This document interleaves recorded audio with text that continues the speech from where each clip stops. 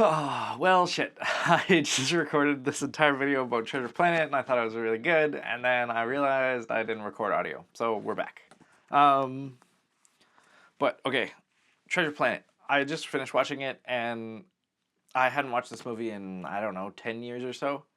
And I just was like, oh, I want to go back to it. I've been reading a lot of sci fi lately and I really love this steampunk kind of space pirate look of Treasure Planet, so I was like, perfect to go back to. But overall, I also wanted to try a new kind of format for the instant reviews so that I kind of stay on the same page for all of them because I think I drift between what I cover in some of them and I forget things.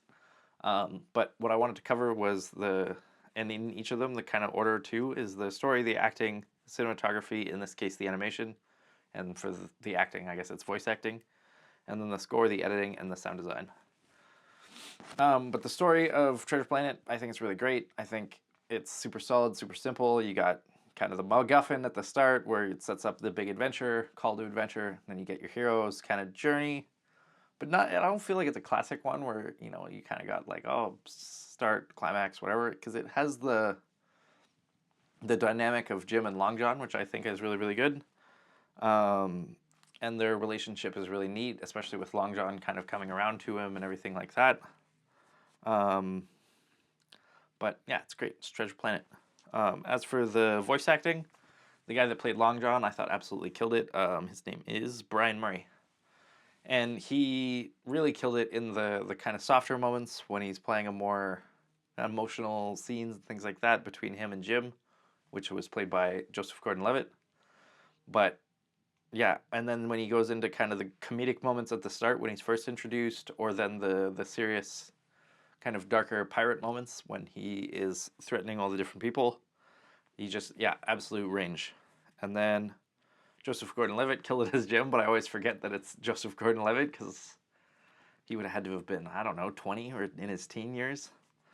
And then Martin Short as Ben. It's Martin Short. That little robot kind of grates on me, but I guess I'm not really the target audience for this movie anymore, but it's fun to go back to. But yeah, I think he killed it at what he was trying to accomplish with the robot that's just bumbling around. But I think overall they got across a great message between all the actors and everything, and I thought they really nailed the dynamic of Long John and Jim. And then as for the animation, or what would normally be, I guess, the cinematography, I thought that it was just incredible. It's one of the best looking animated films. Obviously, the characters don't quite hold up as best as they could now, I guess, but all the backgrounds and the designs of the ships and the worlds and everything look absolutely amazing. I think they're severely underrated.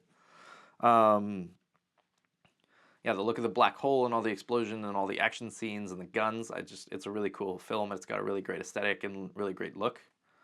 As for the score, the moments for the action, I find they hit really hard, and then the moments where it needed to be kind of softer and more subdued really played well in the emotional side of it.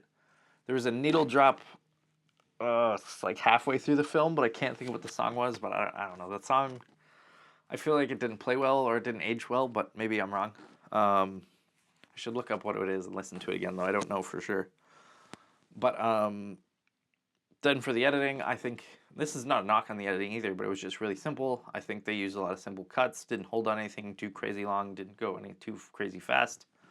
It's just well paced, well cut, just nice and simple. And the sound design, the sound design is really great. All the explosions and the guns and the just kind of the vibe of the ships and the solar sails.